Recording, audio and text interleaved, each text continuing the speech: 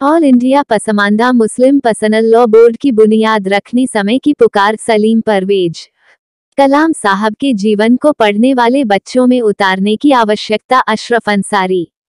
पटना बिहार से नसीम रब्बानी के साथ आदिल शाहपुरी की रिपोर्ट। पटना।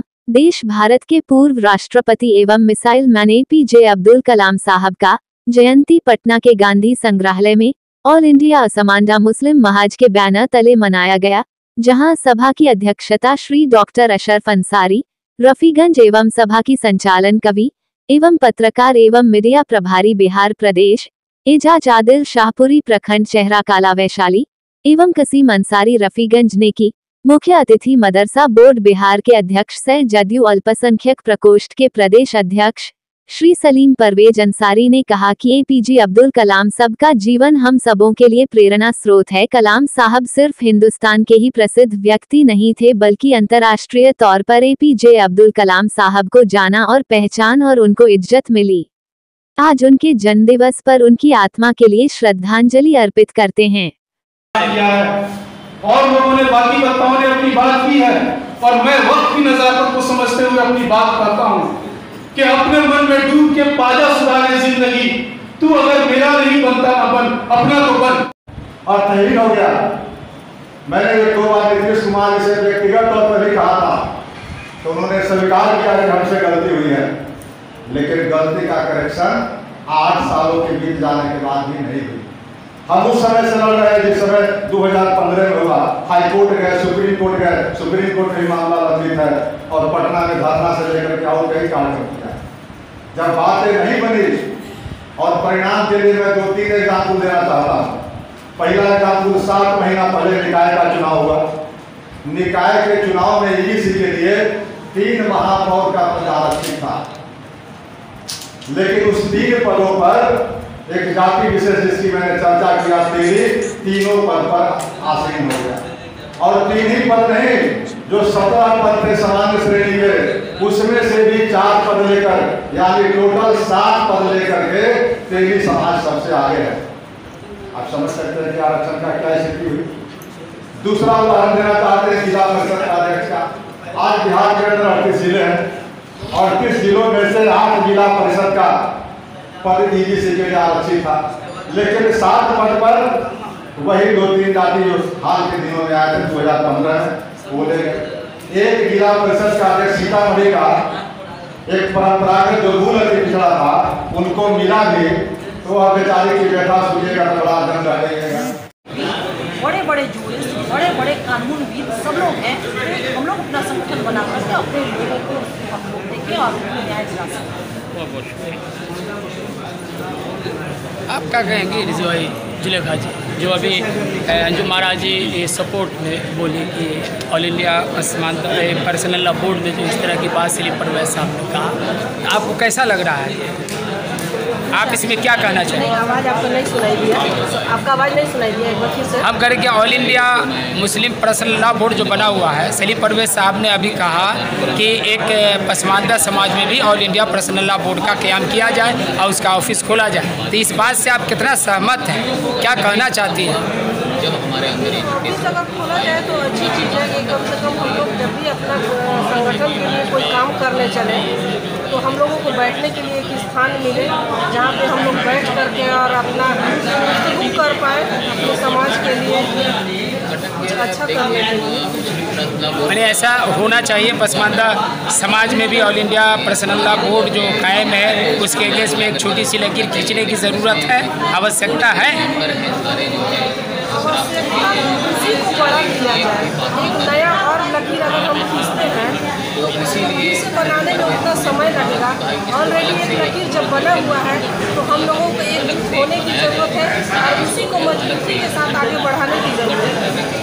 प्रोफेसर साहब, आप इस बात पर, अभी सलीम परवेज साहब स्टेट मदरसा स्टेट के चेयरमैन रह चुके हैं और उन्होंने एक नई बात कह कर के यहाँ से चले गए, एक पैगाम दिया अपने पसमानदा समाज को कि all India personal law board जो बना हुआ है, एक पसमानदा समाज में भी इसकी गठन किया जाए और ऑफिस भी बनाया जाए। और उन्होंने ये भी कहा कि भाई जो हमारे पेंशन के जो पैसे आते हैं वो हम इसमें देंगे। आप कैसा देख रहे हैं, आप क्या कहना चाहेंगे? मैं ये चाहता हूँ कि जो मुस्लिम पर्सनल लॉ बोर्ड में जो पसमानदा को 3.5% नुमाइंदगी नहीं दी गई, उस पर आवाज़ उठाई जाए, उसकी लड़ाई लड़ी जाए कि आखिर ये नाइंसाफ़ी क्यों।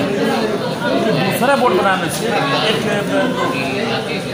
समाज में कौम में दूसरा पैगाम जाएगा। इसलिए हम चाहते हैं कि वो हमारी नुमाइंदगी मैंने उसमें भी हक की हो, उसमें पसमानदे की नुमाइंदगी जो छांट दिया गया है, तो उस पर इसका बात हो। हाँ, उस पर लड़ाई हो कि हमारी नुमाइंदगी को दिया जाए, हमारी हकमारी क्यों की जा रही है। और वहीं नहीं, हर जगह हकमारी की जा रही है उस पर, चाहे वो हमारा शरिया हो, चाहे गाना शरिया हो, यहाँ जहाँ से लोग तंजीम हैं, हर तंजीम में हमारी हकमारी की जा रही है। हमारी आबादी के तनासुब से मुझे हिस्सेदारी दी जाए। क्या नाम हुआ? प्रोफेसर मोहम्मद वाइजुल हक। कहाँ से आते हैं? हाजीपुर, राष्ट्रीय मूवमेंट कॉन्फ्रेंस रियासती। मुस्लिम समाज में जिनको सामाजिक न्याय की सबसे ज़्यादा आवश्यकता है, हिंदू समाज से ज़्यादा किसी की आवश्यकता है सामाजिक न्याय की, तो मुस्लिम समाज है। आप यहाँ कुछ न कुछ बदलाव दिखाई दें। दूसरी जनगणना की जो बात हो रही थी, मैं आभार व्यक्त करना चाहूँगा इस मंच से कि जब जाति जनगणना हो रही थी तो कुछ आप जानते हैं कि मुसलमान लोगों में से कुछ ऐसे लोग हैं जो मुस्लिम समाज को लीड करते हैं। मैं अपनी बात साफ साफ कहता हूँ, मैं प्रातः करता नहीं हूँ। अगर लोकतंत्र में अपनी बात न कर पाए तो मैं समझता हूँ कि अपने लोगों के साथ और अपने आने वाली नई पीढ़ियों के साथ नाइंसाफी होगी। जब आपको बोलने का अवसर था तो आपने बोला नहीं। उन लोगों ने दुष्प्रचार किया मस्जिदों से जुमे के खुतबे में कि हम लोग को जनगणना में है मुसलमान लिखवाना है, और हमारे कार्यकर्ता उसमें इरफान जी भी है, उस इलाके से मुझे खबर आई और मैंने उसको बजाता मीडिया में भी उस बात को उठाया। और मैंने उस वक्त फौरन जो है जो नीतीश कुमार की पार्टी जनता दल यूनाइटेड की जो प्रवक्ता आप सबके बीच में अंजू महाराज जी बैठी हुई हैं, मैंने उनसे अपना दुख कहा। वो भी हमारे समाज से आती हैं। हमारे लिए फख्र की बात है कि महिला होने के आसिफ बिहारी ने एक ताब देखा था, जिस वक्त सर सैयद घूम घूम के औरतों को और पसमानदा को एजुकेशन नहीं देने के लिए आएगा तो मैं बताऊंगा, उन्होंने सिर्फ अशराफ मर्दों को एजुकेशन करने की बात की थी। और कि हम नेता रह चुके हैं, आज भी मेरे दिल में वो बसता है। और मैं बहुत खुश नसीब समझता हूँ कि मंदिर के सुबह की भजन को सुन करके और वहाँ से 2 पूरी खा करके और कई एक किलोमीटर जो है वो APJ अब्दुल कलाम जाते थे और अपनी पढ़ाई करें। और पढ़ाई करने के बाद राष्ट्रपति APJ अब्दुल कलाम का बनना कोई बड़ी बात नहीं है, या फिर अटल बिहारी वाजपेयी ने उनको बनाया, ये कोई बड़ी बात नहीं है। उनके टैलेंट को छुपा कोई नहीं सकता था, ये मैं आपको कहना चाहता हूँ। खुद ही को कर बुलंद लिखना कि हर तकदीर से पहले खुदा खुद पूछे बंदे से, बता तेरी उनके टैलेंट को आप छुपा नहीं सकते। मैं कल अपने डिपार्टमेंटल रिव्यू में गया हुआ था, लेकिन हम एक बार इनकार कर देते, लेकिन जब हमें पता चला तो मैं दिल से यहाँ आया हूँ और मैं बताने आया हूँ। कुरान की वो एक आयत है कि वातसमू बिहब्लिल्लाह जमीआ वला तफर्रकू, अल्लाह के रस्सी को मजबूती से पकड़ो और जमीन पे नफात मत फैला।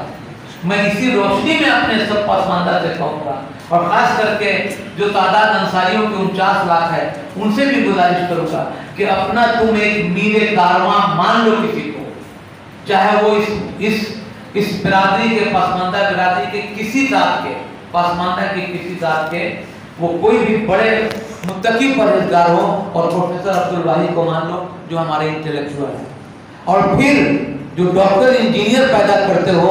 मैं तो ये कहना चाहता हूँ कि अगर पैदा करना है, पढ़ाना है, लिखाना है, तो असलम अंसारी के तरह एक वकील पैदा करो। आज तक मुसलमानों का कोई लड़ाई किसी मुस्लिम वकील ने नहीं लड़ा है। अभी हमको ये रिपोर्ट मिला है कि जो ऑल इंडिया पर्सनल मुस्लिम लॉ बोर्ड का जो है उसमें सारे लोग अशराफ हैं। मैं आज इस मंच से ऐलान करता हूँ कि अपने बच्चों को वकील बनाइए, जो आपके लिए सुप्रीम कोर्ट में, हाई कोर्ट में, सिविल कोर्ट में लड़ाई लड़े। और मैं खुश नसीब हूँ कि हमारे बीच अंजुम यहाँ बैठी है, मेरी बेटी तुल है,